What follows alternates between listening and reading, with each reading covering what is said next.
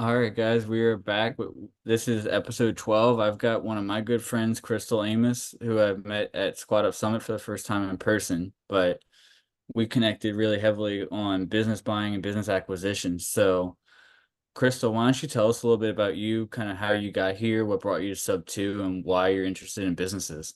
Absolutely. So again, my name is Crystal Amus. I am out of the Seattle area. We're like 35 minutes due east in the mountains. It's beautiful out here. So we ended up kind of in the business space first. Back in 2022, I bought a small e-commerce business and, or should I say I bought myself a small e-commerce job. And then that took up a lot of our time and we were trying to figure out ways to diversify outside of that and ended up finding an Airbnb guru. He was kind of like an Airbnb arbitrage guy, very similar to Pace, Morby in that respect, but it was on the Airbnb side. And then we didn't really like that very much and it just didn't kind of work out. And so somehow we hopped on Instagram and I guess Instagram was listening to us, talking about real estate, and Pace popped up. And within a week or so, we jumped on the SubTo train and the TC train. So we've been doing that. We're coming up on our year now. And in that, we've dabbled in everything that you can possibly do. We started out as PMLs. We did our first deal as a PML for a fix and flip in Texas. Worked out really great. And she was a non-SubTo student that got connected through SubTo.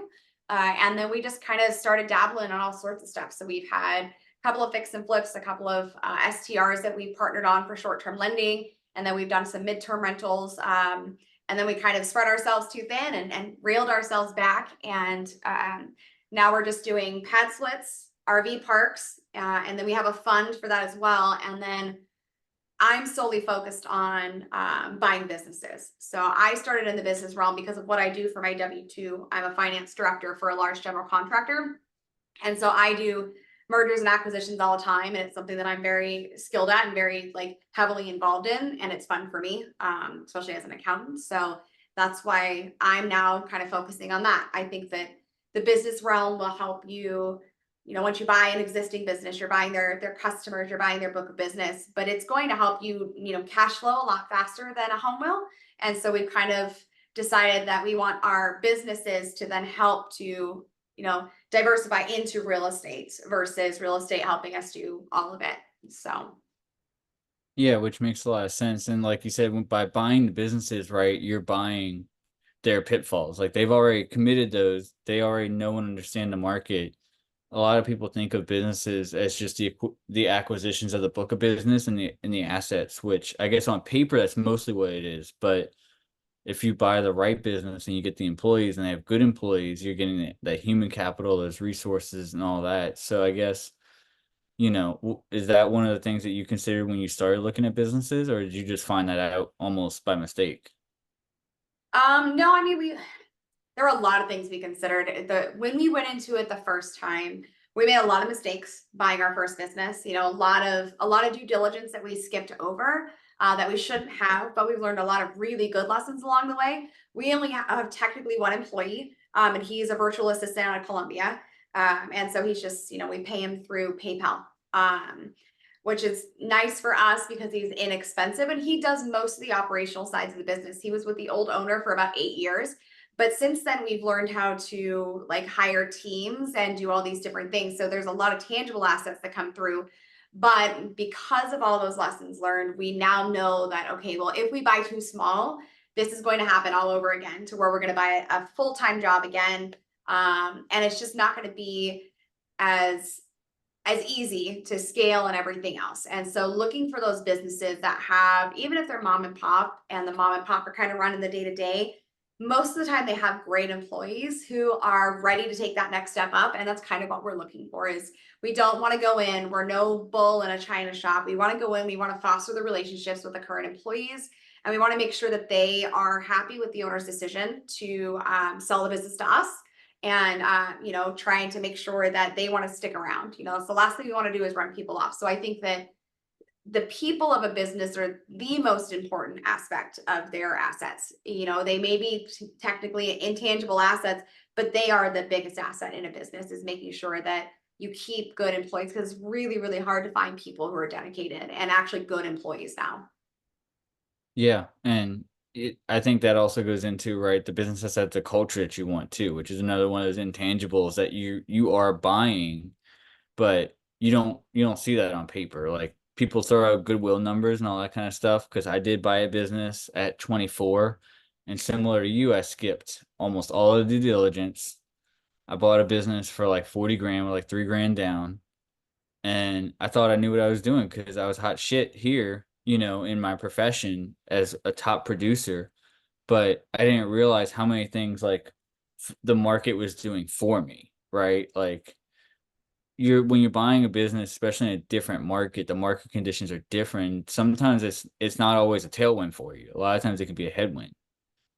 And that was what I kind of found out the hard way. So yeah, we bought a business. It had a lot of equipment. It had an assumable lease. There was a little bit of hiccups there because the guy that sold me the business didn't even tell the landlord that we were going to assume the lease. It was really interesting when the restaurant owner that was our neighbor was ready to fight. But yeah, she came Sounds like a outside. good time. Yeah, but right, like that's one of those things. It's kind of important. Like you probably should make sure that the seller in this case has like notified the landlord and or your potential neighbors, since we all shared a building. We had like an industrial space. It was really just kind of a garage bay that was behind a Greek restaurant. And one day when we walked over there, we were like, well, we don't have water access. We have electric. So we asked her if we could like utilize her faucet to get a bucket of water so we could mop. And she was like, who the fuck are you? And what are you doing like asking me for water? Like we were like, oh, we're the new owners of the business. And she was like, no, you're not. So did you run into any of that well, I guess not because you bought an e-commerce store, right? So Yeah, we had a whole other slew of issues. So the old owner was a Canadian, he was born in Canada. The company itself was registered in Hong Kong because it's hair tools. And that's where most of the products came from. And so he did a great job. It's almost 20 years old now. But he did an amazing job of finding manufacturers and building those relationships and everything. But he now lives in Colombia. And so through this whole process, we found out that the real reason he was selling is because there was a bunch of new regulations because we're international. So there's a whole slew of regulations coming in the EU between labeling, the type of boxes you have to have, all of the if you're a non-EU citizen, you have to have all of these regulatory guidance people like kind of in your pocket. It was a lot. So he sold for that, and because they were finding out that he wasn't paying his taxes in the EU. And so he was skipping out on that and they just couldn't trace him. Well, I think they finally found him. And so he wanted to offload as fast as possible. But that's the other part of due diligence that we didn't do is we kind of took his word for everything. But it's actually still, I mean, it's still a cash flowing business. It still does well. But we've learned a lot of lessons. And so it's actually been very, very valuable for sure. what e-commerce platform is that on? So we started out as Amazon vendors. So Amazon actually buys from us and then resells our product. But we also now have seller accounts in 10 countries. And then we have our website. So the website was the biggest thing that came with it. That was also our biggest hurdle and headache because it was on 18 different domains in 18 different countries instead of being on one domain and then having like other country domains kind of flow into it. So that was we had to redo the whole website. So we had all of that stuff that kind of came with it. So we built out all of our seller accounts because he did not have those. He just had the website and then Amazon vendor and then a bunch of distributors all over the world. Interesting, because I don't know if I had even told you that I had e-commerce sites before. Yeah, we did a couple years ago. One of my best friends and I, we started a barbecue subscription box. And the USP on that one was that it was all award-winning sauces and rubs and marinades because I had relationships with all those guys that like they compete for national titles.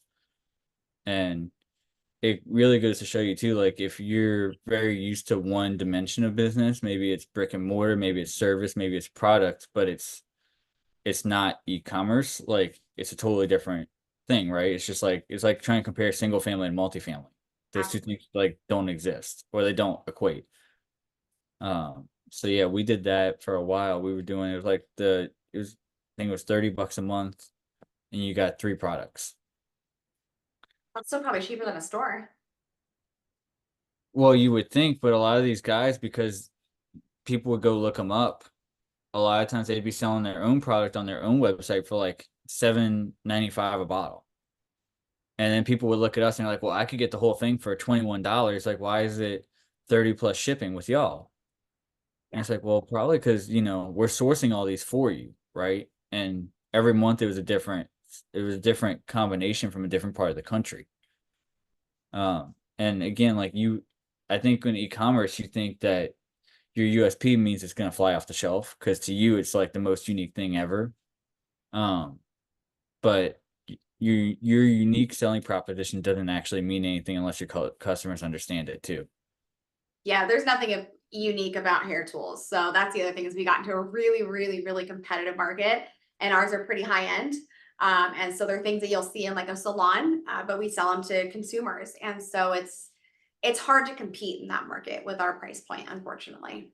So, Yeah. but that's okay. Maybe that is that might be your unique selling proposition though, right? Is that it's high end, it's salon quality stuff, which is what we were going for too. We were going for high end, like these are the gems that you wouldn't find anywhere else in the country because a lot of these dudes were like backwoods dudes, right? Like Yeah. the first box, the guy was from Philadelphia, Mississippi, and he didn't even know what social media was. His wife was running the whole thing. So it's interesting because we thought we were also doing a good thing by helping the little guys market, and I think we were, but I think at the end of the day, you also have to understand how to market too. Very much so. Yeah, that's a big for any business. It doesn't matter what kind of business you're in, you have to know how to market, especially now. So there was a CPA firm that we were looking at, and it was here in Washington, and it was very, very unique because there was only one CPA, and he was like a tax guy, and then he had one EA, which they kind of run most of the business. When people send in all the stuff for their taxes, they like prepare everything and then the CPA themselves just reviews and signs off on the tax returns. Well, he was on social media. Most accountants were nerdy. Like we don't have personalities. Like we're not outgoing. We're not social media people. We're not extroverts. He was an extrovert and he found this niche to where even though he had very limited clientele. I think he only had like 20 people or 20 companies he was doing business with because of his social media presence and because of all of his marketing on TikTok and Instagram. He had a $3 million business off of 20 clients and then constant referrals coming in. And so, I mean, he was asking, kind of a lot for it because it was coming with not only the book of business, but his tried and true way of marketing his company. And so I've never seen a CPA firm do any sort of fun marketing. Like it was all fun too. It wasn't just here, I'm an accountant, here's a spreadsheet. No, it was like actual fun, get out there and talk to people and just like it was good marketing.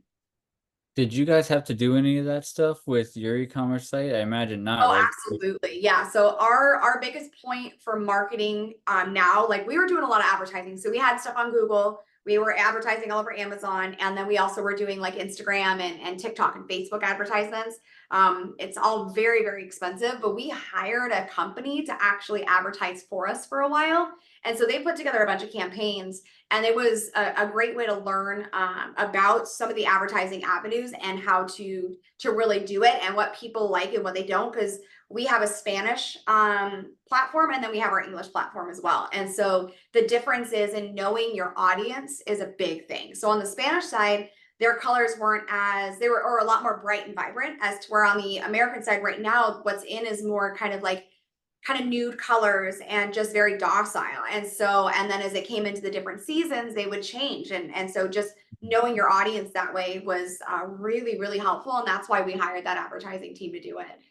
We would do it again if we needed to advertise more. Right now, I've kind of cut some of our stuff off for that business, but it's more because I'm trying to sell it. So we're advertising a little bit. It's just not a lot, but we also heavily rely on influencers. And so we have on Facebook, we have like 47,000 followers on Facebook. And I think we're at, I don't know, 100,000 on Instagram I think it's our Spanish page. And a lot of that is because of influencers. And so we set them up with affiliate links, we send them a product, and then they blow it out of the water. Yep. So I guess let's hammer on that a little bit. Let's talk about some good old UGC, right? there's user generated content, which a lot of people kind of know and understand.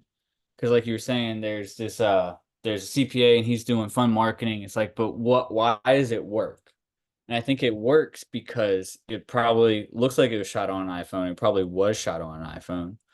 And that makes it more organic and more believable instead of the really, really well polished stuff.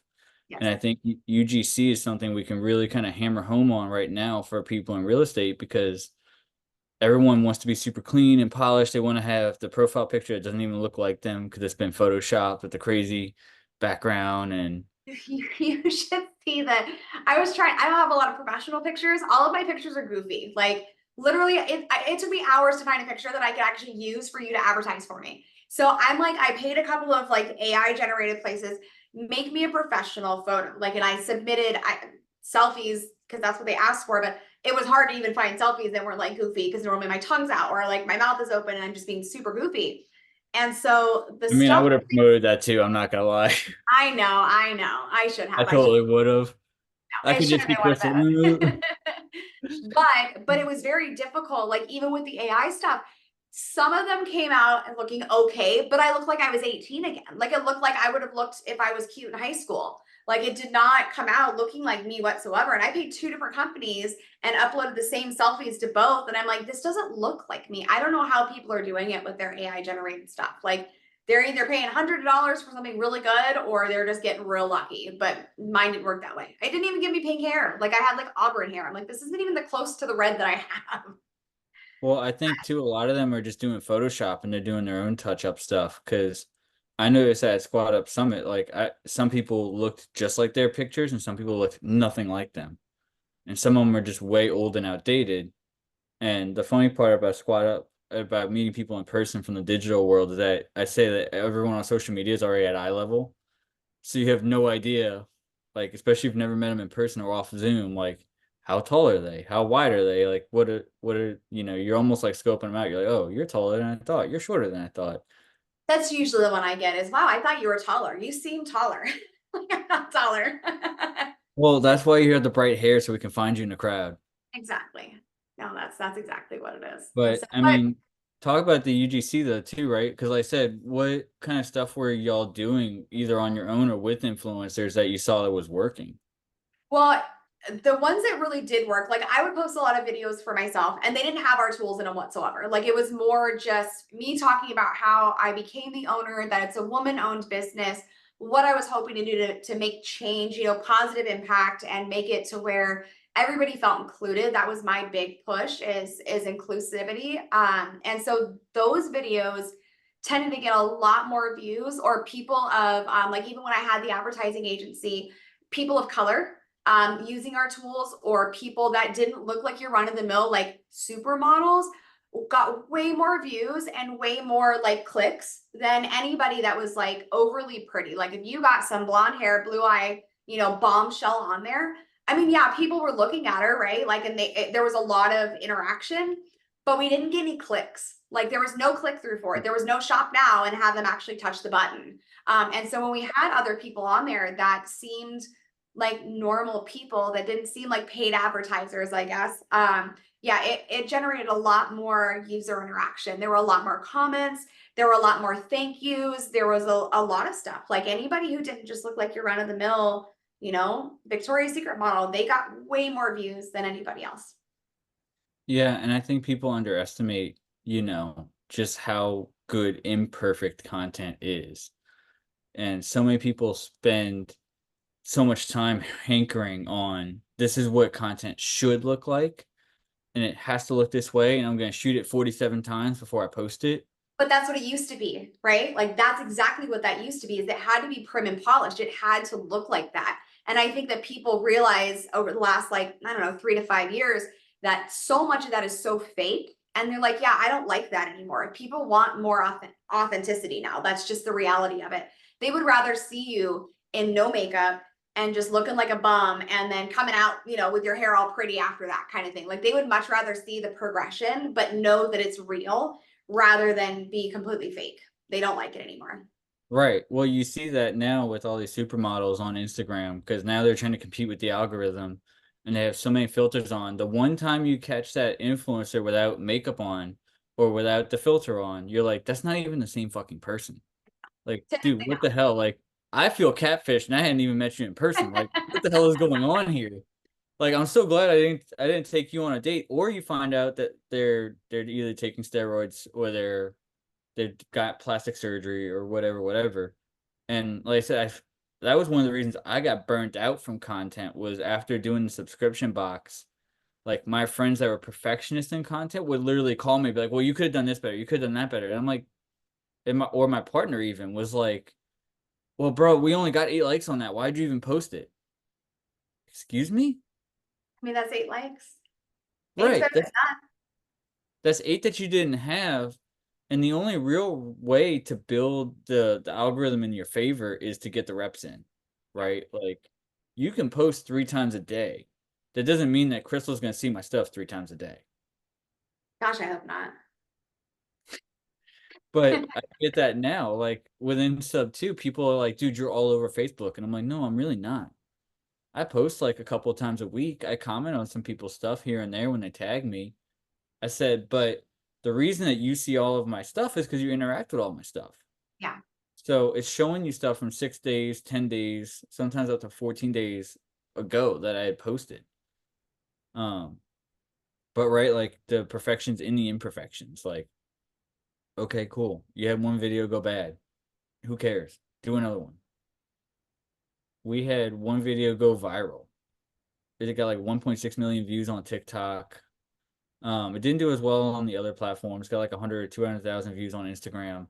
It was literally me walking up to the smoker, grabbing the handle and lifting the lid, and you could hear the chicken sizzling. You could watch the smoke rolling out. It was 7 seconds long. That was it. That was the entire video. 1.6 million views.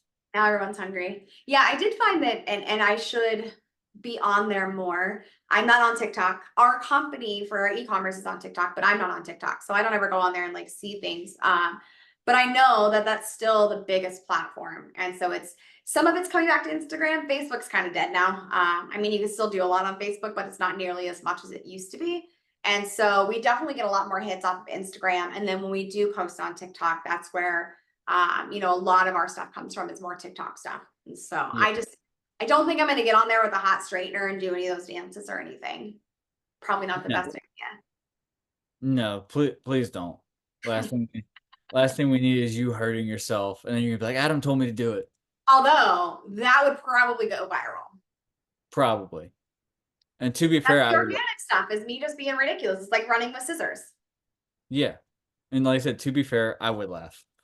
Exactly. I would probably laugh at myself too. Yeah, but I mean, like I said too, Facebook, like you said, it's pretty much dead. They're trying to make Facebook Reels a thing. It's incredibly hard to get traction on Facebook Reels. I remember I had one video that got like 125,000 views for no real good reason. Maybe it was just the audio overlay that I did. But that's the other thing too, guys. Like across platforms, there's no real rhyme or reason. Yeah. You Yeah. could It's have just the whatever the same algorithm audio, thinks. you could post at the same time. You can monitor all the things. You can try to post at the best time per platform natively, manually typing out every single, caption and hashtag. None of it makes any sense. No. And don't manually type in anything. Use ChatGPT for that.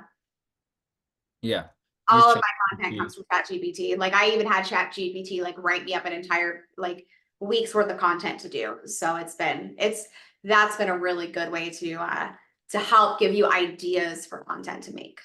Well, and you and I were talking just before the recording too about Opus and how now they have the calendar. So you can pay $20 a month, and I upload all these recordings through Opus, and they're starting to generate reels for us. And pretty soon here, I'm going to start scheduling them out every single day. So at least we have 1 to 2 reels posted every day. Because for every 2 hours, it's 38 reels.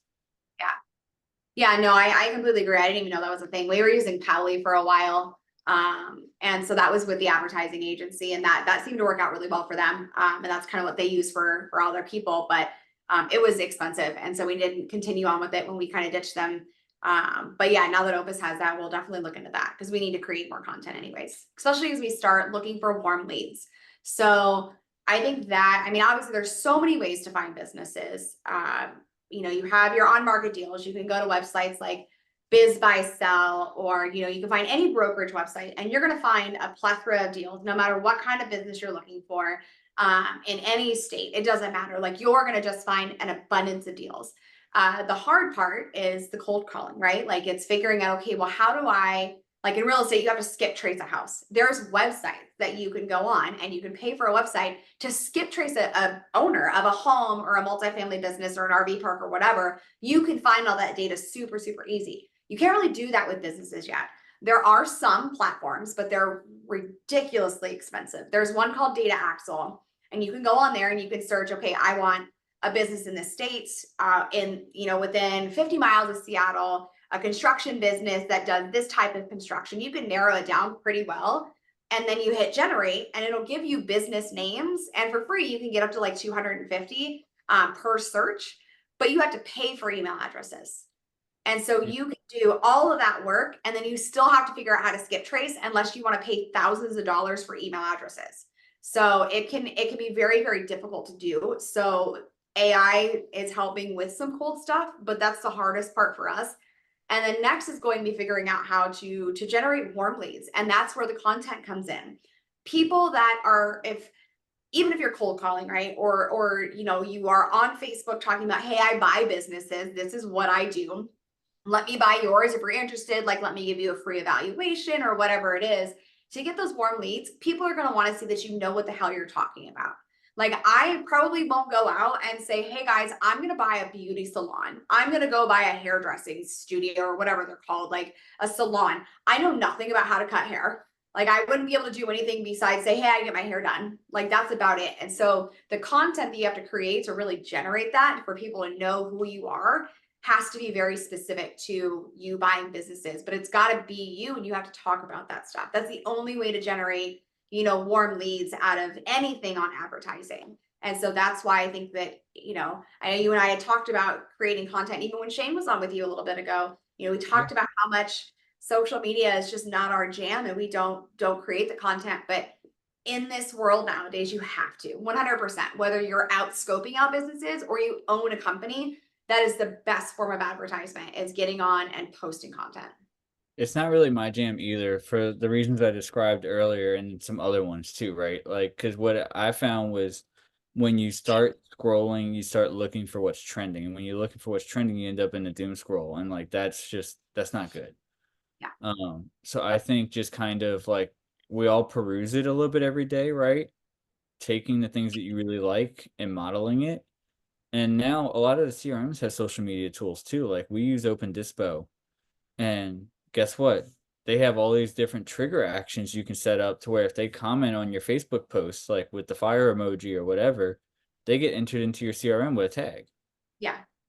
So there's lots of cool things you can do now that definitely weren't available when social came out.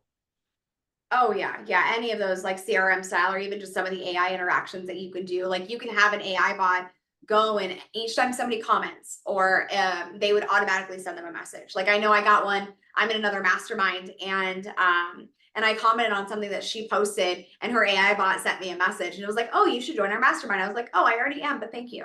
Like, it's those things that I don't have time to go through every, especially on a platform like Instagram, where, you know, and you have 10,000 or 20 or 30,000 followers, you're not going to have time, nor are you going to want to go through every single message. I don't know how Pace does it, because he says he responds to everything. And I believe him. I think he's being very truthful about that.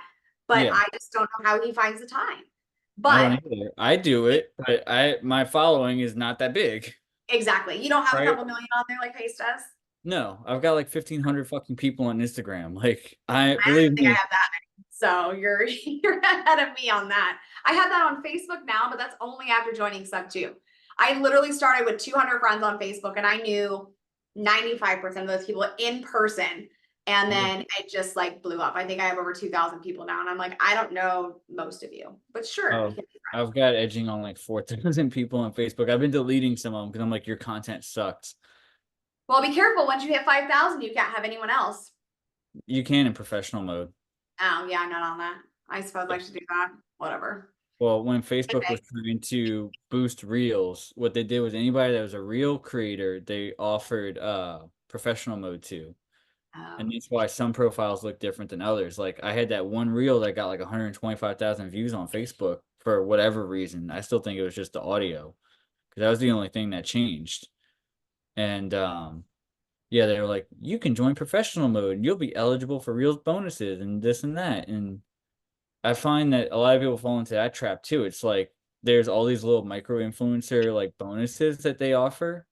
And so that sends people down the perfectionist cre- content rabbit hole.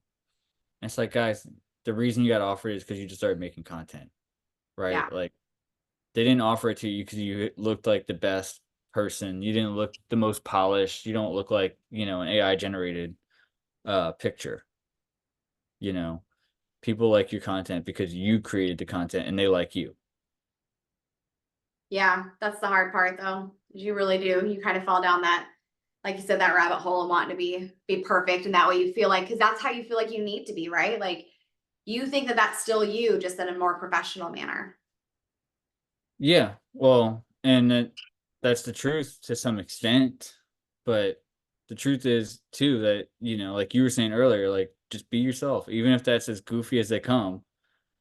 Because similar to your CPA example earlier, I've seen examples of like doctors, dentists, and they offer either really, really fun content or very educational content or a mixture of the two. Yeah. Like that seems to be a really good hybrid where people are getting a lot of interest and they're getting more traffic, whether that's to their physical offices, their physical retail stores, or their online retail stores. But yeah, so I guess looking at like acquisitions, what kind of stuff are you looking for in the like when you're looking for warm leads? So, well, I guess any of them, like whether it be warm leads, cold leads, on market, off market, like the biggest thing that we're looking for as a group, just because I do have an acquisitions team, we are looking for businesses in certain states. So we're in Washington, so we are looking at Washington, even though we don't plan on living here that much longer. So we're looking at Washington, Colorado, which is our biggest market, because that's where we want to move. Plus, there seems to be a lot of really good businesses out there. We're also looking in Montana and Utah are kind of our biggest states, and Florida for some service businesses because we have a lot of boots on the ground over there and a lot of operators. But one of the biggest things we're looking for in talking to owners is who does your day to day? Because I still work a full-time job. I don't want to soon. Like that, I'm hoping to acquire enough businesses to where I can kind of sit on like a board level and run the growth and the expansion and be able to oversee the business, but not put like full-time hours into it. And so that's one of the biggest things that we look for is, okay, is the owner operator currently doing 40 hours a week? Are they doing 50 hours a week? Yes. Okay. Is there someone else that's already in the business, like let's call them an operations manager or a general manager, that can fill your shoes? If that answer is no, then we know that we're going to have to then basically buy another job. And some of those might be worth it. It could be that this owner, could have somebody that could potentially take over eventually. Or they just really haven't done any good advertising to where they can grow their book of business. And so you would come in and you would run the day-to-day stuff, but you would be the one going out and doing the advertising. And so then you could actually start to kind of scale back. But those are some of the bigger things we look for outside of obviously cash flow. We don't want to, we can't just go from making, we'll say $500,000 a year. I wish, but we can't go from doing that to going down to $100,000 a year. So we are looking for cash flow too, but we're looking mostly for currently operational businesses that are a little bit more, I don't want to say passive because that's not the right word. You'll never find anything that's 100% passive, but they're not requiring me to come in and run 100% the day to day and throw 50 hours into it. Yeah. Okay, so I guess let's walk them through an example because you and I talked about this, and I'm interested in eventually you and I will work together on finding a business, right? Yep. So the example that I gave you was I know a lot about residential tree trimming. So we're gonna look for residential tree trimming service in Louisiana, probably within an hour or two of New Orleans. Where do we start? So the easiest place to start really is for on-market deals. That's going to be if you want to find a deal right now that you can go and you can talk to somebody and close on. It's going to be an on-market deal. So it's going to go over to a website like Biz Buy Sell or is it Capoxy? There's another Cruxy maybe that I know Pace talks about. And so you go out and you go on these websites and you can type in specifics to what you're looking for the states, the type of business, how much you want your gross revenue to be, and how much you want your net income to be. And so you can define all those features, and then it's going to pop up with a whole listing of here's everything that fits this small criteria that you gave it. And then you go through, you kind of read their little synopsis. Most of the time, the brokers or even the owners, if it's just an owner on there, will put a little bit about the business. Some of them will put whether or not they're interested in seller financing, or if they're interested in cash offers only, or if they're a lot of them will be SBA pre-approved as long as the purchase price is over 5 million, because that's where the SBA stops. And so that's where you would go first. If you want something really easy access, that's what you go after. You click the button, you get the information, it goes over to a broker, they respond to you. And then you sign like an NDA. So that way it says, yes, I'm not going to disclose any of this stuff. And then you start kind of working through what information you're going to get from the broker. Some of them will be more than happy to send you over an entire SIM, which is like basically a synopsis of the business. It gives clientele, current ownership information, some basic financial information. And then some of them you have to hop on a call with just to see if you're even going to be a right fit, because they had, 30,000 people inquire about their business already. And so they want to make sure they kind of vet you first. And so you really got to kind of know how to talk to people that way and how to say, yes, I know what I'm doing. But I said, if you had to start anywhere, it would definitely be somewhere like Biz Buy Sell and On Market. If you're Yeah. willing to wait, then absolutely go out and start doing cold calls to companies within that region, and just call the company and say, or find an email for someone, go on LinkedIn and find the owner of this company that you're potentially interested in and say, hey, Mr. Owner, like, I love what you've done with your business. I have extensive experience in this, area. I would love to talk to you about, potentially buying your business. Well, it's either going to be, no, I'm not willing to sell, or yeah, let's sit down for a cup of coffee. So unlike real estate, I have yet to find an owner that we've cold called that just flat out hangs up or tells you to F off, or just like gives you this like whole like long speech as to why you're a horrible human being. Like, they're a lot more open, especially if you start with flattery. Like, if you call somebody in pre-foreclosure and say, oh my God, your home is amazing, like, can I buy it from you? And they're already going through stuff, they're likely not going to be super thrilled to be talking to somebody like that. But with the business owner, it seems to be very, very much more open. Even if they're not open to selling their business, they're a lot nicer. Well, it's probably because they went through some level of sales and marketing training before, right? Like they know they've probably had to cold call, they probably had to knock doors at some point in their career. I find that to be generally true. Like, we sell business to business, so when I go walk into somebody's restaurant, they're usually never outright like, no, GTFO, like, get out. Yeah. Um, but I think Crexy is the one that Pace uses, Yeah, that and sounds right. I see a lot of like physical like retail buildings on Crexy for sale. I see, which usually comes with the business. I don't see as much of like the service-based businesses. Yeah. I don't know that you would find like a GC business, or in this specific instance, a tree trimming service.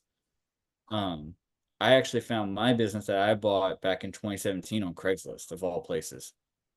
I don't know that, I mean, maybe people are still selling their business on there, but I think Craigslist has kind of gone downhill in a lot of ways. Oh, it for sure has. I mean, Facebook Marketplace came in and took a lot of their potential audience away, but I do know that people, excuse me, still go on Craigslist because I have a buddy of mine. His hobby is building Jeeps. He went on Craigslist and found a hell of a deal on a gooseneck trailer. Absolutely. Who knows how it is for buying businesses? I don't know, but I can guarantee they're probably not any more delusional than people on Biz Buy Sell. Probably not. You see that a lot too, I imagine, huh? With the on market deals, like, because when I go on Biz Buy Sell and I see some of the stuff that they're trying to sell, or LoopNet even, you're like, this is at least 50% overvalued. Yeah, so that's the other thing. So we'll say that you've gotten through talking to the broker or whatever, and they've sent you financials. Now it's about going through and doing a pre-due diligence. Like, you're not going to get an entire set of financials. You don't want to have to do 100% due diligence until you get through an LOI, you know, with some sort of intent to buy the business, but you have to have information first. So a lot of the times you can take what's on their SIM or just their synopsis of the business, and you can see basic financials through that, and you can plug in like a valuation tool to say, okay, well, here's what, based on these numbers, I can come in with for an offer. So you can do a quick underwrite to see what the value is or what their multiple is that they're looking for.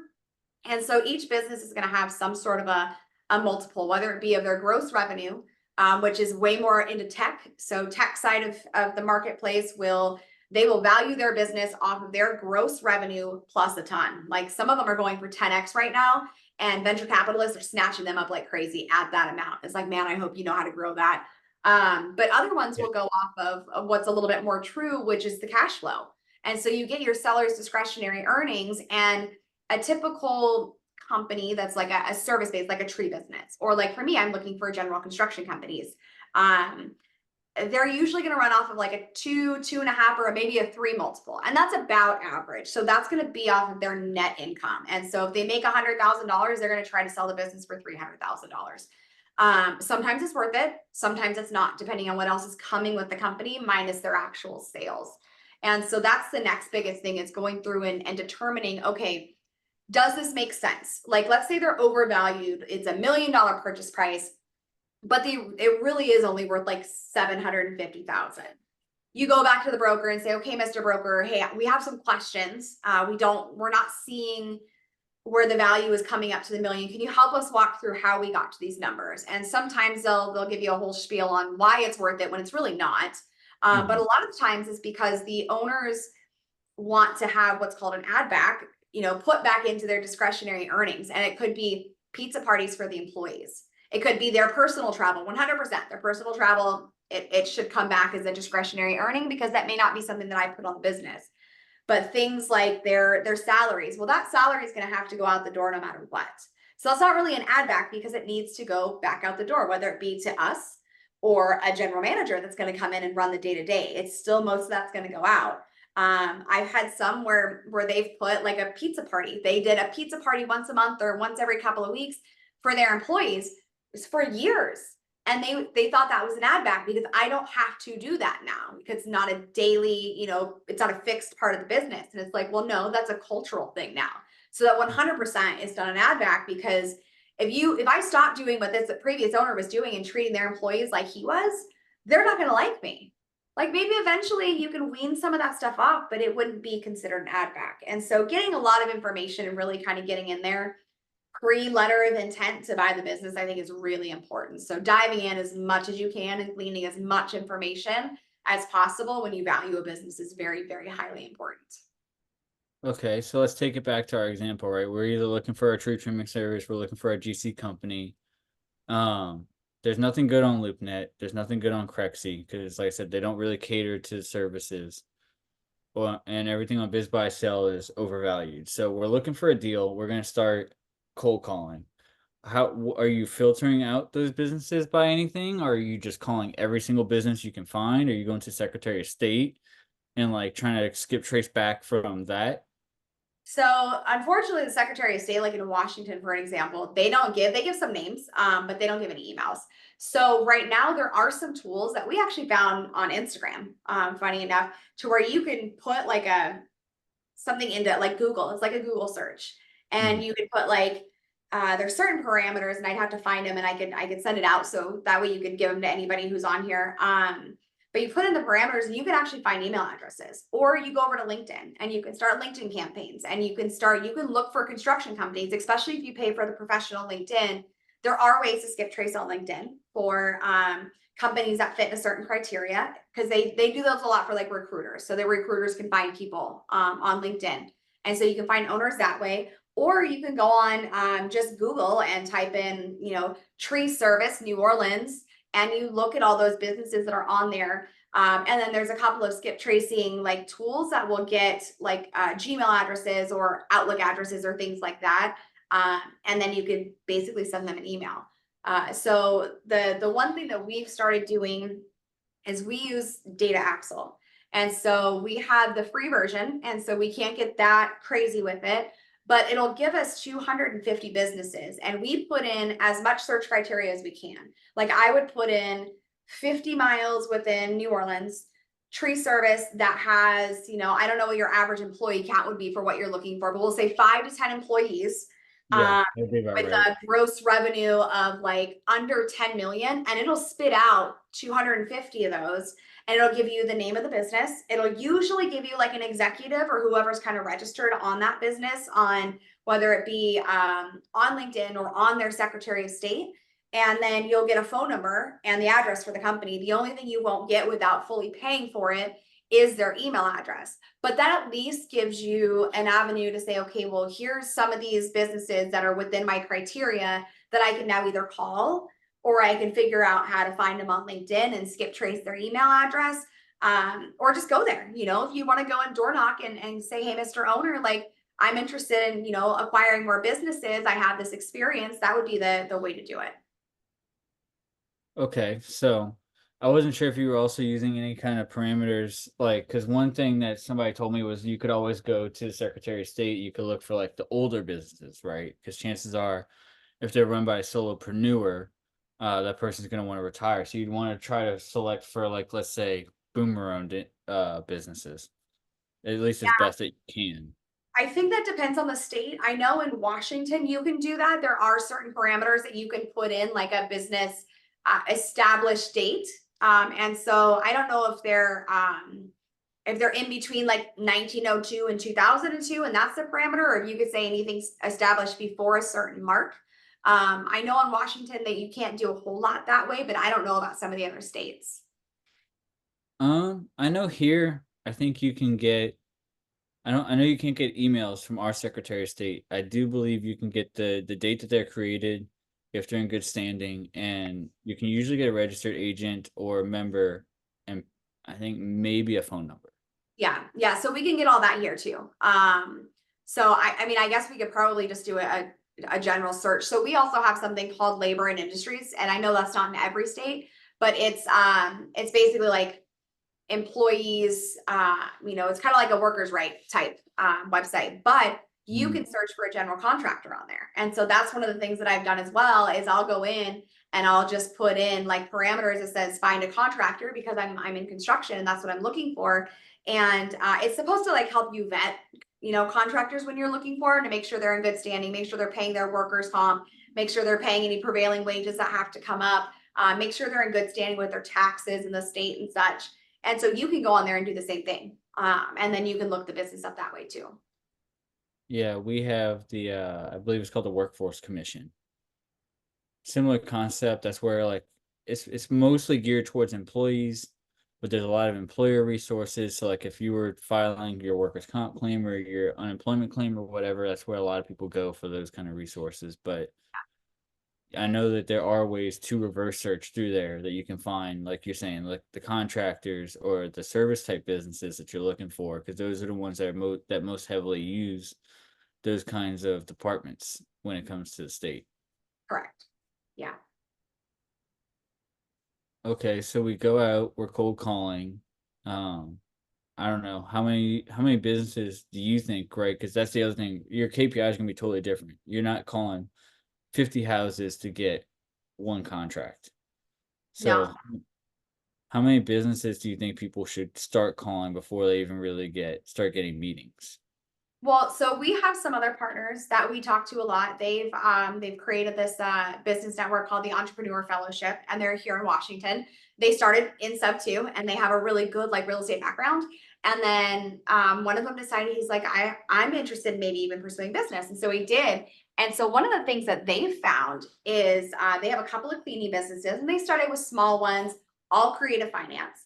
But what they're doing is they're having a virtual assistant skip trace and get a bunch of emails, and then they're using a platform to send emails out. And it's generic email that's like, hey, Mr. Owner, and then it says in parentheses, if you're not the owner of this business, please forward this on. And then it writes a really nice but kind of short and sweet email to them saying, I love what you've done with the company. I've been watching you for a while. I own, such and such cleaner already, and I'm looking to potentially acquire more businesses in the area. I would love to set up a meeting. So they said for about every 100 that they send out, they get probably 10 of those in return saying, yes, we're interested in talking, and they get meetings set up. So I think the return rate is a lot higher on cold calling that way for sure. Yeah, so I guess they're doing more like a cold email approach is what it Yeah. sounds like. Yeah, so they started out with calls, so they are still doing calls to some extent, but theirs is definitely more email outreach. Because, unless you're really gonna get the owner on the phone, which there's a lot of gatekeepers. Our receptionist is a gatekeeper. Like I don't take a lot of calls. She doesn't ever pass me sales calls. And so unless they're, very convincing that they don't sound like a salesman on the phone, you're not always going to get in with the owner. Sometimes you will, and sometimes the owner might even answer the phone, but it just really depends on, kind of the size of business you're calling to. So I guess that's a good example because gatekeeping is a really big thing in businesses. You learn that if you're in B2B sales, let alone if you're trying to do M&A. So I guess do you have any methods or anything that you recommend that they can figure out if that email is even going to the owner? Because what if it's just going to another gatekeeper? Yeah, and I think a lot of them do. And so I think the best thing to do, and one of the things that we've kind of started doing, is really getting on LinkedIn and then trying to get on like the Secretary of State and finding so you go on the Secretary of State, you try to find the person who actually owns the business, and then you kind of backtrace into like a LinkedIn and you try to find their email in that way. Or there's other ways, like if you spam every email that you could find for that company, hopefully one of those will be the owner. Or what you do, like for my company, for example, we use first name dot last name and then at our company name for our domain. And so if you figure out who the owner is and you go on and you see, okay, Krystal works for this company too, and this is how her email address is. And then you go on and you see Shelly is Shelly dot whoever at this company. And then you kind of figure that piece out, like, okay, this is what their actual naming convention is. And that's another way to figure it out. One thing you'll probably find this funny, when I did buy that company, we were one of our components of the company was physical advertising, right? Like traditional like billboards basically. And so we were reaching out to all these companies. We emailed Hulu because we found marketing at hulu.com on their website. And now there's all these spam filters and whatever that keep people, if they're not from your domain, usually, and it's not trusted, you can't do this. But back in 2017, you could do this. So we emailed marketing at hulu.com and we got a very, very confused email from the CMO. He's like, I don't know how you got this, but you emailed our entire department. They had like a broadcasting email. Very So nice. if you emailed marketing at Hulu, it sent it to every single employee that worked in the marketing department. Well, yeah, I mean, we're a big enough company in my W-2 to where we kind of have that too. So if you email AP at lakesideindustries.com or AR, then you get the entire AR AP department. I know, I just thought it was hilarious because, like I said, we had with it being Hulu, I can only imagine how many people worked in the marketing department. I mean, that could have gotten you up to the owner of Hulu. You never know. Yeah, you don't. Like I said, it did get us to a very, very confused CMO though. Well, there you reach somebody pretty close to the top. Yeah. Well, and that's the other funny part too, is you never know what you're gonna find if you just put yourself out there. I had done the same thing when I was 19 and I tried to start a transportation company. I emailed this one guy for with a really big landscaping company and basically offered to be a subcontractor. And he was like, I don't even know how you got this email. I was like, I don't know, bro. I just went and did a little bit of detective work. Like, it's amazing what you can find on Google. Yeah. Yeah, I mean, it really does. It does help to, especially in business buying, you have to do that detective work now because it's not as easy. There's no real platforms out there that have all the information you need, unlike, Privy or things like that for real estate. There's just really not anything out there because that it's not a niche yet. Like it's not, or it's not, widely, not a lot of people are doing it. Like it's not oversaturated like real estate is right now. Yeah, And there's so no prop stream for it. exactly. There's no prop stream for it. And so I am in talks with a couple of people who are in the tech space who we met them through SubTo, and they're all about like real estate to begin with, but they're also very techy and AI driven. And so they're actually creating with our help, creating ways to become like a prop stream for businesses to where they can somehow scour the internet in some way and figure out how to backtrace and backpedal into everything that you need. So it could Isn't, become isn't Pace already working on something like that? maybe. That's what I heard, that he was thinking about releasing this new software. It's gonna be called like the One or something. And my understanding was it's supposed to help you take a business from, off market to under contract. Interesting. No, I haven't heard that. He must have just posted that in Zero Down or something.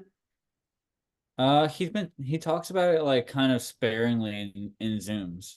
Okay.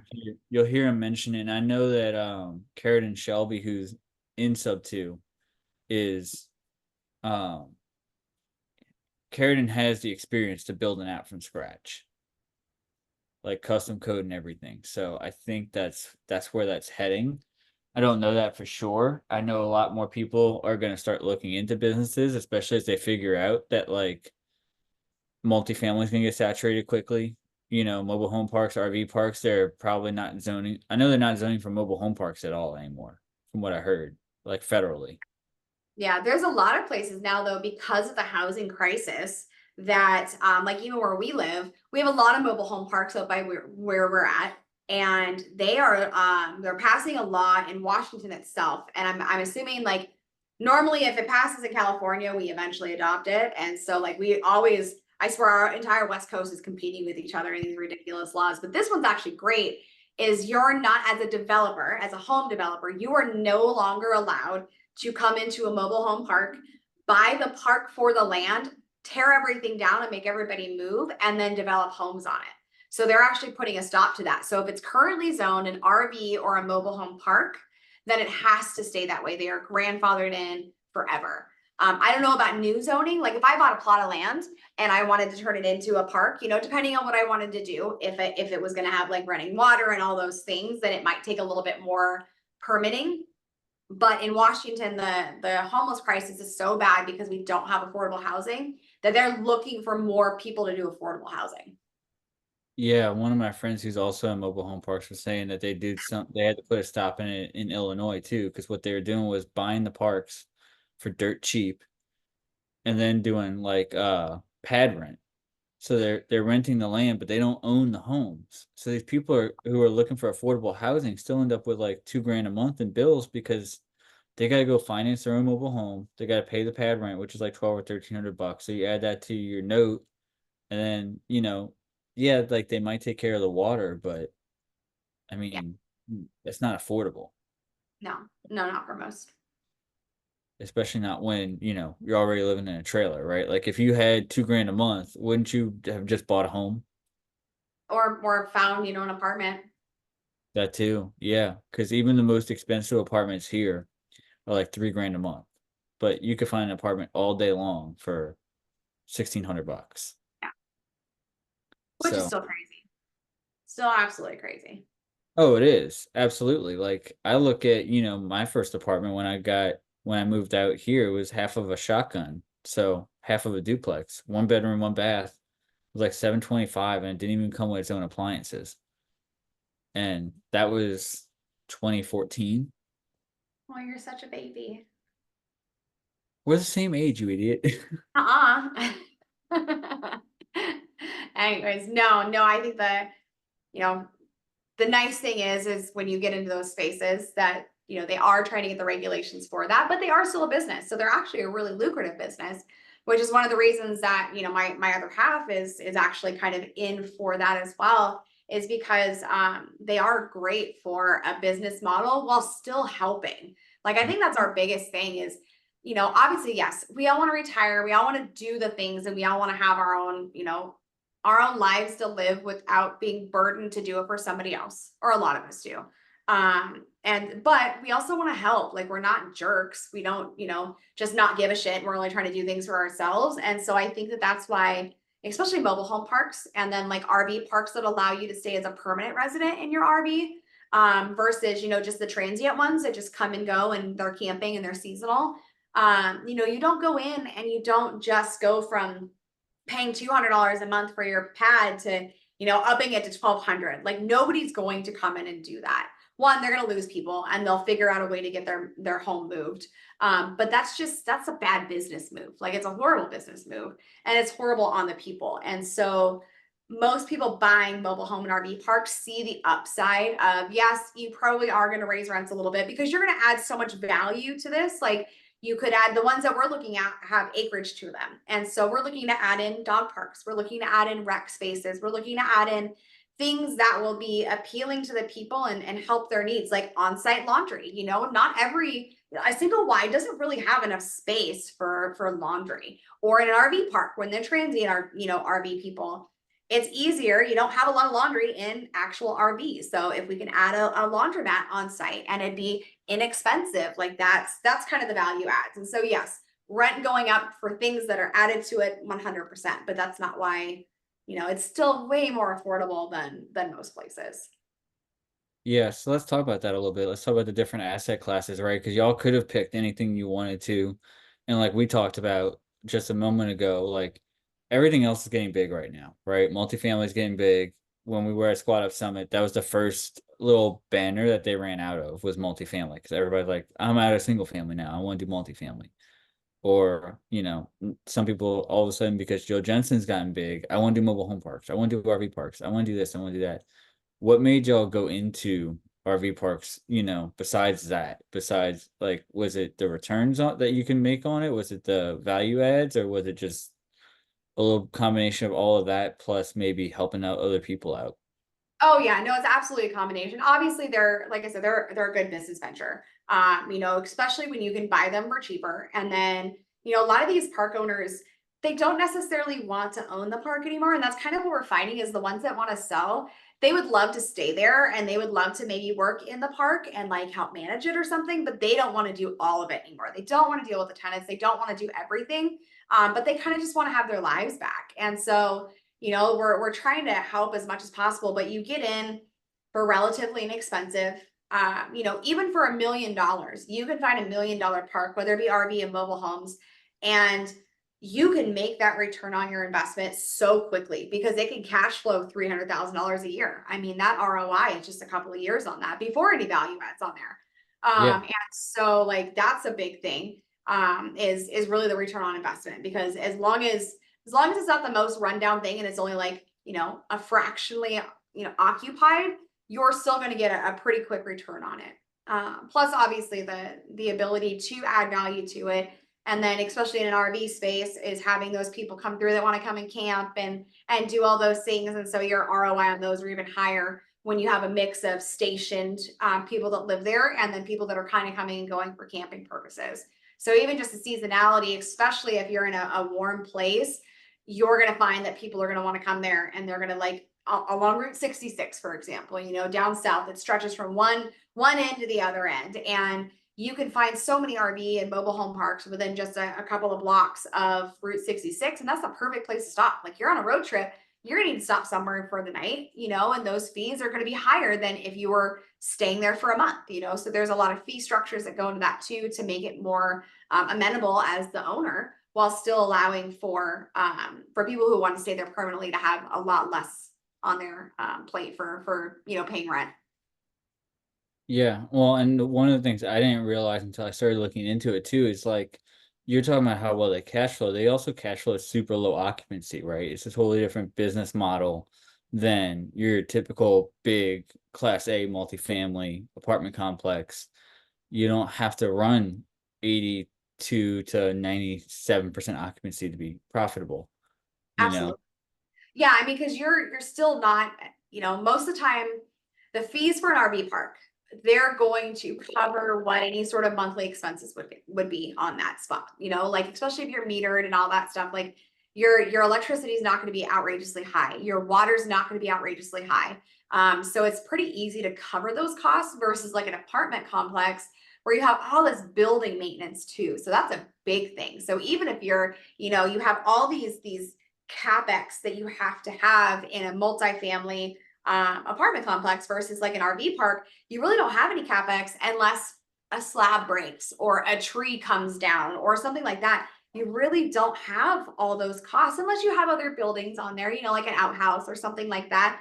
but those costs are so minimal in comparisons to, an apartment complex. Yeah, I think that's a really big point. And not only that, but the depreciation is different too. So a lot of these investments that you get into, you can claim more depreciation than you could if you were investing in these really big apartment complexes as well as capex. Yeah. So people don't realize how much, but not only does the depreciation, but the appreciation add to your returns when you're looking at these investments. And for that reason alone, they're one of my favorite investment vehicles for that for the ROI that you get. You don't get it back in percentages, you get it back in like multiples essentially. Yeah. Yeah. So we've also started a fund to raise capital for RV parks. And right now we're raising capital for other people's parks instead of going and looking for our own, just because we don't really have the avenue to go look for our own right now. We kind of disbanded our team just because it was just a lot of work and we were kind of focused on that fund piece. But what we're doing is we're going in and it's all accredited investors, but the returns they're making at the lowest, if you invest, I think it's 50,000 and then it's 100,000 and then I believe it's 250. And so you're looking at a 8%, a 10%, and a 12% preferred return, no matter what. That's what you're getting on your money. And it's typically like a 3 to 5 year hold, but they usually lean towards 3 years. And then after that, if they hit, like once they get all the capex and stuff all done and the value adds are in there, then you're going to bump up another 2%. And then upon sale, there's a good chance you could bump up another 2%. So you could go between 8 and 12% and 10 and 14 and 12 and 16. Like you could get a good return after 3 years. Plus you're getting quarterly cash flow out of it because we're still paying you dividends on a quarterly basis, no matter what. So you're getting that 8%, let's say, every single quarter is you're getting a good return on your investment, no matter what. And then you're making a hell of a lot more at the end when we sell it off, because we're looking for those specific ones to have that value add. So if we buy it at $1 million, we stick, another 500,000 to another 1 million into it. We're hoping to 10x that almost. Like we're hoping to at least 5x. So you have a $2 million outlay for a $5 million sale and you split that 3 million. Yeah. And like I said too, one of the things I learned from talking to Jill was about the depreciation. So obviously depending on the deal, but one of the things that works really well for her in the mobile home park space is you can actually claim more depreciation than what you physically have in the deal. You know, Yeah. she was telling me for 100K investment for 5 years, you can claim 50%, 50K depreciation in the first year and then 20K depreciation in the following 4 years, which then brings it to 130 when you only have 100 in it. Yeah. And a lot of that just depends on the value of the asset that you're acquiring. But yeah, typically that's something you can tend to do. So it's unlike a single family home. Like depending on the amount of money you take for a single family home, you really can only depreciate 100% of the value of the land versus the structure itself. Then you have to figure out, what that looks like. So you can't just say, okay, well, I bought a $10 million home and then take $10 million off your taxes. That's just not how that works. Yeah. So yeah, it's easier to appreciate other asset classes versus single family homes. Well, I was gonna say you could try. I don't know if the IRS would be too friendly with you, but you could try. Yes, you can definitely try. The only other asset that you can depreciate, usually at 100% in the first year, as long as they're still allowing for your bonus depreciation right now, are like cars. So that's one of the things that we've done is we have SubTo cars or just gone out and bought cars, through the bank traditionally. And then we've written them off because they're under our business. They are literally for our Turo business. And so we actually rewrote off $129,000 in depreciation up front in just 1 year, just because we bought the cars in that year and they were worth a decent chunk of money, and you can depreciate the entire purchase amount because they're a business asset. Yeah. Yeah, well, that's one of the things that got me into sub two is all the zero down content was buying businesses and buying vehicles, especially since I own a business that's very vehicle heavy. Yeah. We use diesel trucks a lot and they break a lot and you need new trucks all the time. Yes. Yes. The upkeep on a diesel is not fun. No, it's a lot of fun to drive and they're great trucks and they're workhorses and they're the backbone of this country, but they are not cheap. And the joke I always make with people is like, I love my truck even if she doesn't love me back. Sounds like your girlfriend's too, right? Well, that's why I don't have one. But that's the truth. Like, and that's another one of those things. Like, I can't claim the appreciation on that truck. That truck is far beyond use. It's far outlived its own value. Um, and you will put more money into the truck than the truck is worth. Yeah. But once again, like it's a cost benefit analysis, right? Like I know how much that truck makes me every year, so I don't care. Yeah. Because Well, but if you put, so in a normal business, you can put something in writing that says, okay, I'm going to capitalize on anything that costs me as a one piece over, for a small business, like $2,500. For a larger business, it's going to be like 5,000 and above. And so if you took your diesel and said, crap, I need a new engine, and you threw a $10,000 engine in there, you can actually depreciate that $10,000 engine as a whole new asset. So it's considered its own asset as long as you track it properly. So, and then you could take, a straight line depreciation on your books, which means that over the course of 5 years for the life of the engine, we're going to take, a certain amount every single year. So you could do that and you could appreciate or depreciate it on your taxes for that amount every year for 5 years, or you could take it all up front with your bonus depreciation.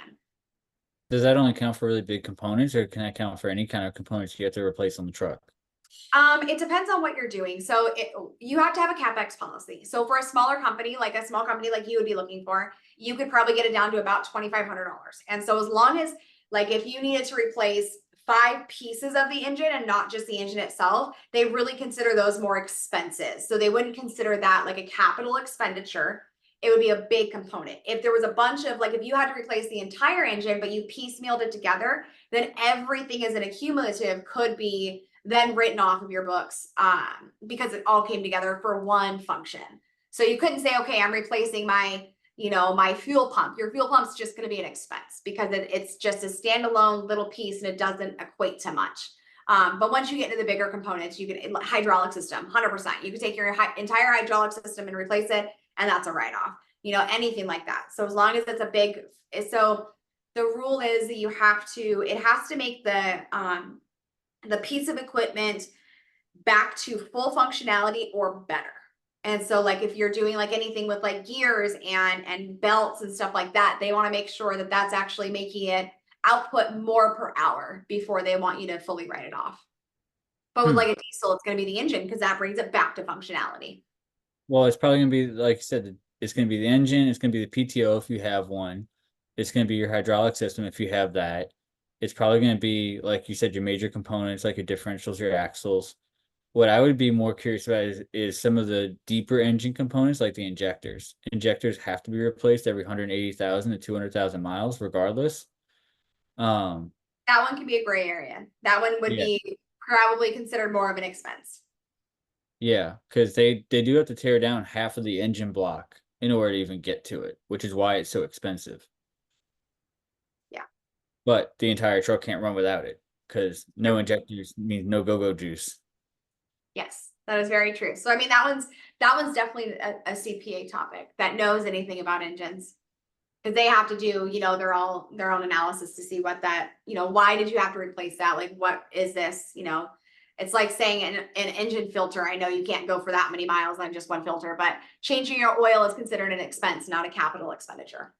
Yeah, well, that makes sense, but like I said, I Or was just retaining it. curious. So that's the thing. If you have something that you have to preset at a certain time, it's considered more of just a, what do they call it? It's just an indirect expense that has to be set at a certain interval. It's like maintenance. If And so anything interval that's maintenance considered is more what it maintenance is. isn't CapEx. Yeah, interesting. So I get because, like you said, that could be a very interesting gray area, right? It could just be failure, but some people, depending on who you talk to, would consider that to be interval maintenance.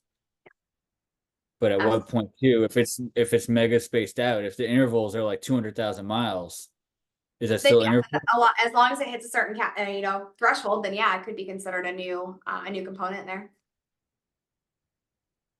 Yeah. know I totally digressed off of all the business buying stuff.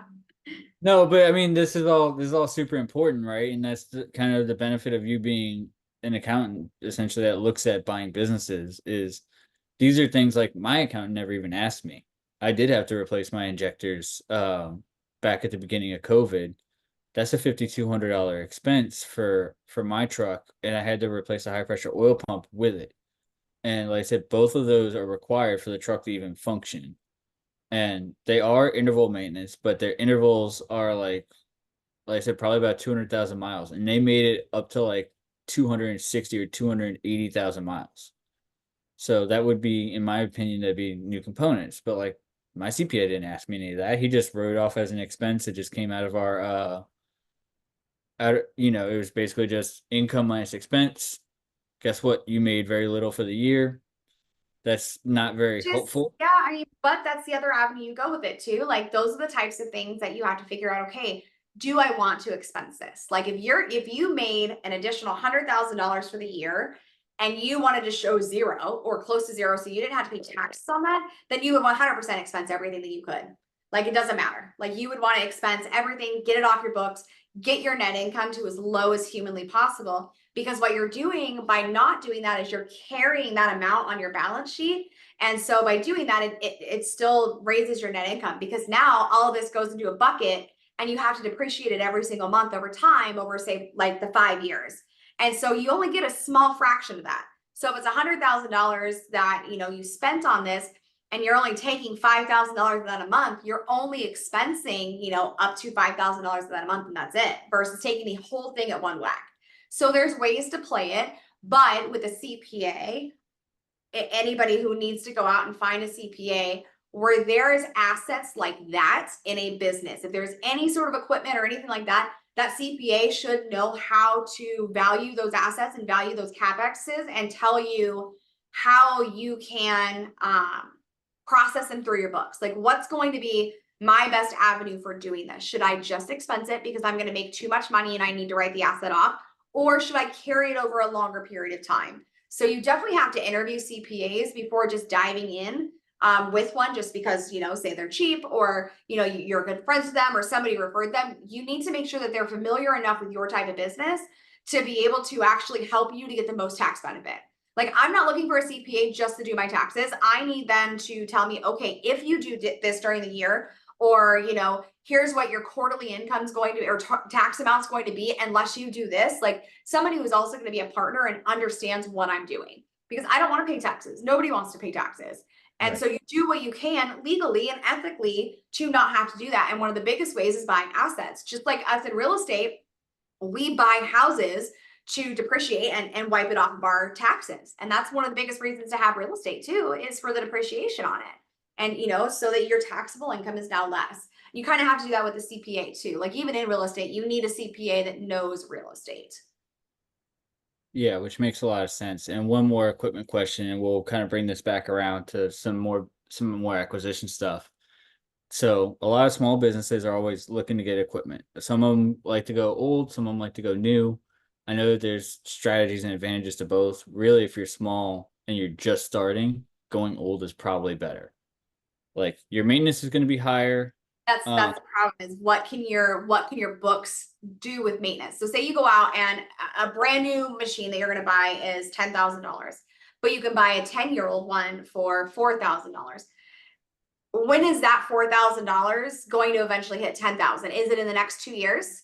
Like, are you going to have to now outlay another $6,000 in 2 years, as to where with this $10,000 machine, you don't outlay another $6,000 for 5 to 10 years? So you kind of got to think of it that way too, is sometimes newer is not better. Like you buy a brand new car and drive it off the lot, that thing just depreciated like half. Like it is now done and it's almost not worth it. But on some of Okay. the equipment, it doesn't do that. They still have a really good salvage value. Yeah, well, an equipment I think is different than vehicles in that sense, right? Like you're saying, like I can buy tree specific equipment like stump grinders and all that, and the value difference is not that much. Like I might get a stump grinder from 2013 that's like 25% to 30% less than what it would be brand new because it's in demand. It holds its resale value. But what I'm thinking more specifically on is with the car market being as crazy as it has been, right? Like my truck is a 2000. When I bought it from the mechanic, it still had the original window sticker in the glove box. That window sticker was $23,000, brand new off the lot. F350, nothing special about it. Work truck, two-wheel drive, just tow pig, just manual transmission, dual rear wheels. Hell of a truck. But that same truck today, you go to buy it, is $78,000 from the local Ford dealership. And what I always tell people is that guess what? New trucks break too. They do. They do. And So I think the they break faster than some of the other ones. I think they do too, especially with deaf now. Like I have a lot of people that are blue collar that follow me, and deaf is a big controversy because it's in equipment now too. Yep. Anything over 49 horsepower, it's involved in. So that's you know this from comes from construction, right? Like your skid steers and all that. Guess what? It's in there. Um, and when the new equipment breaks or that new truck breaks, it costs 3 times as much. Yes. Yes. So That is absolutely a thing. But with the equipment, it's still going to be more money. No matter if you buy a new one or a used one, depending on the life and how much it's used. It's just what can you actually afford? Can you afford to buy the new one that you're not going to have to fix for 5 years? Or do you just go, a little cheaper, but can you afford to have to fix it in the next 2 years versus 5 years? So that's kind of really your time value of money is really what that comes down to. that's how I know you don't drive trucks because you think the intervals of between breakdowns is in the years. It's not. I do drive trucks. I know. I'm just trying to make Even it those brand simple. new trucks off the lot, like some of them, especially if they're going into commercial use, they only last 6 months before there's a breakdown or a Yeah, repair. I see the And bills. I know. and back to the injector story, like I was all bummed out because $5,200 was more money than I had at that time. Yeah. Well, the service advisor looks at me, he's like, "You see that brand new truck over there?" And I was like, "Yeah." He said, "You know how much those injectors cost?" And I was like, "No." He said, "Those are $13,000." It's like you only think you're getting away with, a 5 grand bill, and that's horrible and it's life ending. It's not, right? The new ones are that much more expensive, and that was in 2019. So the new stuff that's come out since 2020 with the additional computers and whatnot, you're looking like $18,000 for the same repair. Yep. Oh yeah. Plus plus all of the the equipment shortages and supply chain issues have not made it any easier. It's been so bad just trying to get parts and get people to work on stuff. Like my diesel shop that worked on my truck for years, they won't take anything more than 10 years old now because they can't get the parts for it. Yeah. And that's another thing to factor in too, is like, are you gonna have to go to, if you go older, are you gonna have to go to specific mechanics and specific shops and know how to work on those things? Yeah. Oh yeah. Yeah. We run into that a lot too. Time's your biggest Especially when expense. you acquire, that's one of the things when you acquire a business, and we could keep on even just the equipment topic. You look at the assets of the business, and in construction, most of them have some sort of equipment. So you're supposed to buy all this equipment, and they say, okay, well, it's valued at however much. Well, some of these are from like 1980. Yep. Yeah, maybe they're in your asset pool and you haven't gotten rid of them, but that doesn't mean that there's any value to them. And so really learning, like you're saying, what the market is right now and figuring out what the true value is. Like you can Kelly Blue Book a lot of stuff. There's also there's blue books for equipment as well. And a lot of companies will do that so they know how to do like an hourly rate to charge people for using the equipment or to Yep. like job charge. But that's one of the big things is knowing the assets and knowing the value of the assets and how to actually value those, because the owner is just going to say, hey, yeah, this is totally functional, it works great. And it's like, well, wait a second, if this is from 1981, where do I go to even fix this? To Yeah. how long is this really going to last me before I figure out if this is worth it? Because a lot of the times the owners will just want to get everything off, and it's like, no, we're going to do this, I will take this chunk of assets and I will pay for this 100%, like, whatever it's worth. But I need you to now go and sell the other assets off, and we're going to knock that off the price of the sale, because I'm not going to take on assets and pay for them to just have to turn around and sell them really, really quickly or junk them, because that's just not going to work. Yes, you can depreciate that when you buy them, but it's still just more of a headache than it's worth. And like you said too, the age varies on what kind of equipment it is. Like an 1981 dozer might be totally different than 1981 farm tractor. And I saw Absolutely. with a local friend of mine who was retiring as a rancher. He wanted, it was like $115,000. He didn't own the land, so you'd assume the lease. You would get like X amount of head of cattle, which was not enough to make up the sale price. And you got like all of the junk that was on there. Because that's at the end of the day, that's what it was. Like, yeah, did you get 3 tractors? Yeah. Did all of them barely run? Also, yeah. Did you get all the bush hogs that go with it? Yeah. Were they all the decks rusted through? Yeah. Right. Like you just keep checking these boxes, you just keep looking at it. And like you said, you have to kind of do your best to come to a true value or an as is value, whatever that is. And it changes depending Oh on yeah, what the assets are, very much so. you But I know? think that goes along with any sort of asset that you're going to acquire. You're going to need to know. I think my biggest piece of advice for people looking for businesses, go into a business that you actually know about. So that's going to be a big thing. Like, yeah, you could probably scrape by and run any business. You can dive in and learn and everything else. But in order to get into a business and run it fairly successfully, even if you've never ran a company before, is to get into something that you really know. Like I can go into 99% of the types of different construction companies, especially if they're considered a subcontractor, concrete, asphalt, cement, grinding out, anything in that realm of things. I don't think I could go into like a structural engineering firm and be able to run it that well, but get into something that you know, especially if it's a niche, because those are the things that you're going to be able to hit the ground running. You're going to be able to identify the things that they could be doing better and the opportunities for growth. And then you're also going to already, know the business enough to where you can go out and market it for your now, new company. Like, hey, I know all about curb cutting. So I'm going to buy a company that just does curb cutting and just lays concrete that way. And now I'm going to go out and I'm going to start talking to all these general contractors and I'm going to be able to know everything about curb cutting because I've been in the business for a long time. Even if it's day one, I can now go and I can say, hey, Adam, like I now own this curb cutting business. Here's everything I know about curb cutting to showcase that information versus, okay, now I have to study all this stuff that I didn't know before and just hope that I can speak to it because these general contractors are going to know, right? Like they're going to know enough about the sub that they're hiring and what they have to do for their business because they have to, bid it into their work. And so making sure that you get something that you can speak to is very, very important. I couldn't do a tree cutting business. Like I've used the chainsaw, I've cut trees down before, but I couldn't tell you what the safety harnesses is for it. Like I couldn't tell you what I needed. I couldn't bid a tree. Like I couldn't bid how to cut that down. I'd be like, yeah, let's just go out and have fun, vroom, vroom with the chainsaw. That's awesome. But it's going to end up on your house. Like there's no Yeah. skill there because I've never done it as to where I can go out and I can say, okay, well, your roadway needs this type of asphalt. This is what goes into it. This is how much it's going to cost per linear foot, and things like that. So you have to go with what you know. Well, and 2 points to that. One, you don't have to know everything, right? Like I I have felled trees before. I don't know all of the knots that the climbers know, but I do know enough good climbers that I could outsource the climbing, Yeah. right? I can outsource a feller. I can outsource a ground person and an estimator and all of those things.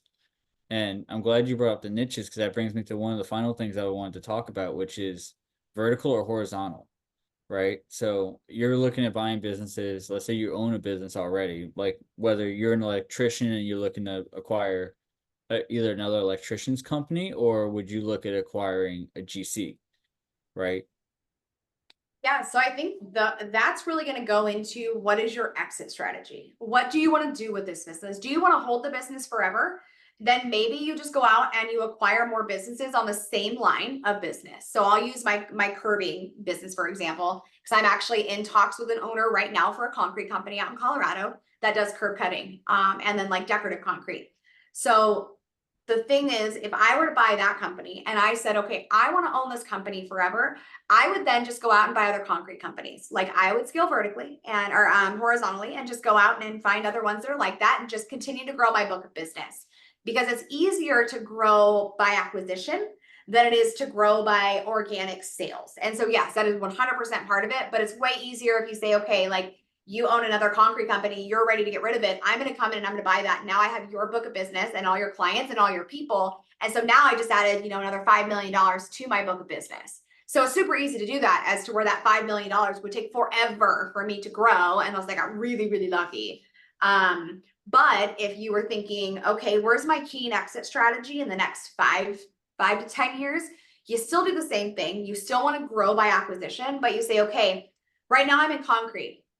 Well, where's my next avenue? It's all right. How about asphalt? Because asphalt goes on roadways. Asphalt also goes on roofing shingles. So it's like, okay, well, now I'm going to grow and I'm going to be a concrete and an asphalt manufacturer. And now I'm going to go out and buy a paving company because now I can pull this equipment in and I can start paving these roads that I'm making this asphalt for. And then you look and you say, okay, well, I'm also going to go now and get into cement. So I'm going to produce and sell cement. Well, by having all of those, you could also integrate. I'm going to go out now and mine my own aggregate. So I'm going to go find my own rocks. I'm going to go find a rock source because rock is so scarce that I'm now going to go out and I'm going to find the places to grab that. And so now you're vertically integrating new avenues of business into one structure. And now I can say, okay, well, I do all 5 of these things, as to where instead of just having one, I now have 5, and my exit strategy could be a lot more. If I acquired $30 million of business by just doing all of that, and I helped them to grow and I structured them to where they were self-sufficient, there were operators in place, they had all the technology that could be needed for that stuff, and it runs really, really well, that could be $150 million exit easily, just from spending that 30 million to acquire those businesses and build them up. So do you think that going vertical is better if you do plan on exiting, not so much holding? Is there a Yes. particular thought behind that? Like, Yeah, just because it is easier, like if you have a one-stop shop for stuff, like anybody in real estate, if you own a property management company, that's great because now you have stuff to do your property management, a plumbing company to go along with that, an HVAC company to go along with that. Anything that you can use for self-service on your properties is going to be great. I know somebody in Texas that they have a ton of commercial real estate and they lots of STRs and all sorts of stuff too. They bought an excavation company because they needed a whole bunch of dirt work done. And so they bought an excavation company who is now doing that for their other company. And yeah. so 100%, the more you can buy that you can also, backfill, like if you're doing real estate, that's going to be a much easier exit. I was just curious if you like if there was a reason behind why you think vertical is only better for exit and not so much better for the long hold. I mean, it can still be better for the long haul too. But I think that having one niche is a little bit easier. So like going back to my example of concrete. So if I have concrete or curb cutting, and that's really where I want to grow, I should probably focus primarily on that. And then I can just keep it even because bringing in new lines of businesses is difficult. So it's easier if you want to hold on to it for a long time and just have one, and then maybe eventually bring on another, kind of asset class, if you will. You bring on that asphalt company or you bring on the aggregate mining, things like that. But if you're just going to hold it and that's what you know really well and you enjoy it, you might as well just grow it that way. Yeah, because I find that part interesting. Because similar to what you're saying with the concrete, like I know my industry in and out, and since it's all the same tools and a lot of it's the same knowledge, it's like it almost makes sense to go either way, to go vertical or horizontal, because it's all it is just a little bit more equipment and more personal capital, right? Like it's more relationships, it's more that. But tree trimming service, like I already have all the ropes and the wedges. I just need somebody to be the insurance holder and call my buddy, be like, hey, I need you to go do some estimates. Yeah. But with that, I mean, if you were to want to add some value to that, then you go grab a landscaping company. Those are the ones that they're very, very, very close to what you're doing, but they're not quite what you're doing. And you could scale it that way too. Well, the way I look at it is like if I wanted to stay in the niche, there's land clearing companies, there's logging companies, there's residential tree trimming services. There's all the products that go along with it. We already cut and deliver firewood, like cooking wood, smoking wood. We did bonfire builds. Um, One of the other things that we could do is all the barbecue products that are associated. Because charcoal, super, super easy to make. Yeah. People do it in the third world. Like you could dig a pit and you can make charcoal. Um, the pellets, like for your Traeger, guess what? Also not terribly difficult to make. Yeah. I mean, you could add that manufacturing in there too. Yeah. So that's why I was just curious if that was something that, like you said, you only saw for the short term and the exit, or if that was something that you saw as or more of a long term play. But it makes sense because like you said, bring on another business is still in fact starting another business, even if you're acquiring, Absolutely. Yeah. Absolutely. which adds a layer of difficulty to everything. Yes. No matter what you do in an acquisition, it's best if you make sure to find a company that has at least a good structure in place, especially if it's something that you don't know super well. but you kind of know a little bit. And then you can say, okay, well, who's your operator now? So who's going to help me run this business to help me continue to grow and to help me integrate this into now, our other businesses that we currently own. But it's also easier to speak to. Like if I'm going and talking to owners and I don't already own a concrete business and I know nothing about concrete, and I'm going to go talk to an owner and they're going to be like, why would I sell to you? You don't know anything about this. But if I say, hey, I already own this concrete company, or hey, I own an asphalt company, which is pretty close, then you can speak to that. And Yeah. so it's easier to get owners to trust you, and they don't think that you're just some, investor coming in to completely bulldoze their entire company. Right. Because at the end of the day, it is still their life's work. Exactly. Oh, yes. That is very much a big thing to talk to owners about is where do you see this going? Like, what is your hopes and dreams for this company? Because they'll appreciate that instead of when they ask you questions and you have no desire to really know anything about them and their business and why this is their baby and what they've done to build it and make it grow and how it functions. It's all about relationship building when you talk directly to owners, whether it goes through a broker first or not. You have to build that relationship. You have to build that credibility and trust with them, or they're going to not want to sell it unless they're just like, they are so hurting for money that they'll just take the best offer and just run with it. Then that you really have to build those relationships. Well, it goes back to what we said earlier, right? Like business owners know how to sell, they know how to market, and they can sniff out when you're bullshitting them. Yep. Usually. But yeah, they can smell that shit from a mile away. Like it's not that hard to pick up on. Like I told you off camera, I got on a call with somebody that's a COO of a platform, and it's a new platform that's being released.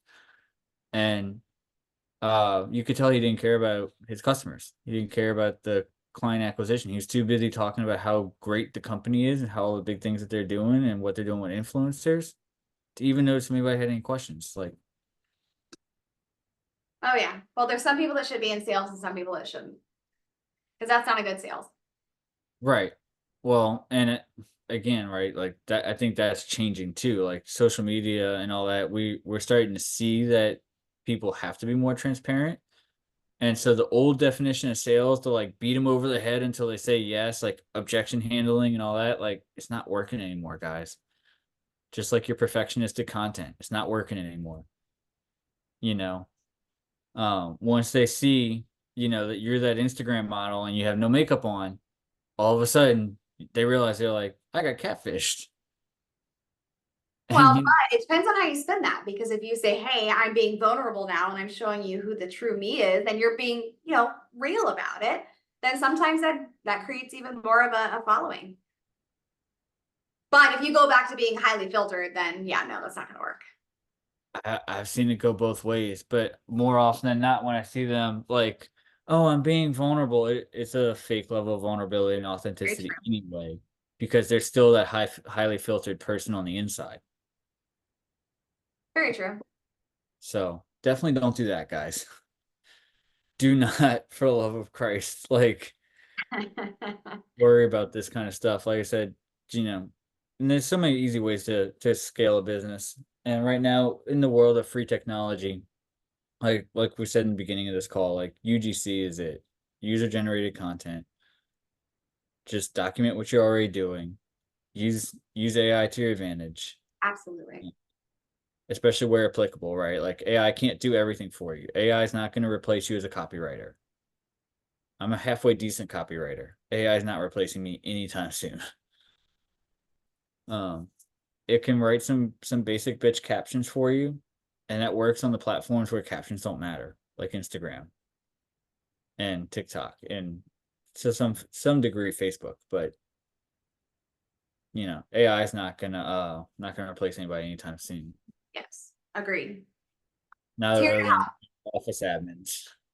Well, I don't even think it's going to replace them. I mean, it's a work smarter, not harder mentality. Like I run a very, very large team. I have almost 50 people on my team. And I want to implement so many pieces of AI into our business because we have a lot of things that we want to accomplish within my company. And we can't do that with how thin we're all spread right now and the day-to-day monotonous data entry work. And so like if I can bring AI in and I can cut their work down, to 75% versus 100% for what they're typically doing, then they have that extra 25% to really go after these projects that will really help us grow and build. Yeah. No, it's true. I mean, I'm talking to somebody else about that now. Like I'm doing a short-term operations consulting gig for a friend of mine just because she needs the help. And there's a lot of things that she's worried about. You might know something about this. She's like, "Oh, I don't want to upload anything that's proprietary IP because of open source on AI." And I was like, "Okay, you can make a case for that. Like maybe AI takes over your shit. Maybe, they now own it and they blast it out there on the internet. Who knows? I don't know. I don't know how AI works well enough to say that. I can tell you this though. You can still use it on the basic bit shit, all your free content and whatever, and you can still automate a lot and you can Oh still yeah. save a shitload of time and a shitload of headaches. Yeah. Well, I mean, within a company, you can integrate a lot of platformed, like that are already there. Like even in the ERP system that I use, they have in their new cloud, they have AI tools that will help you significantly, and it's not going to blast anything because they're part of a. It's not just like going to Chat GPT and uploading everything and hoping it's going to do a bunch of stuff for you. It's on a secured platform. Like with Chat GPT, I do a lot of stuff for work through there, but I never put my company name in there. And that's the only thing they've asked us not to do, which I completely understand is a just in case. Like I'm not going to throw our financials in there or anything like that. But there are other platforms like the one that we use to build our financial statements and do all of our like a lot of cost benefit analysis and a lot of that stuff. Instead of us running it through Excel, we upload our financials and they're full financials. They got our names, they got everything on it. But it's a platform that has secure data access, and AI is just a piece of their tool. And so it's integrated within their platform. So I think that there's a case to be made for open AI versus an AI integrated platform. Yeah. And we're seeing that now with the CRMs. It's AI integrated. It's not open AI. Exactly. Hmm. That's good to know. Well, guys, I think we're probably gonna wrap this up here. We're getting close to the top of the hour. As y'all know, these Zooms have been getting more and more difficult to market, but that's why we record them so people can always go back and watch the replay and take lots of golden nuggets from what Crystal came to teach us about. So the only thing that we ask is if this made you think, if it made you laugh, if it brought you value, if we made you smile, bring us a friend. And until next time. Thanks, guys. I appreciate it.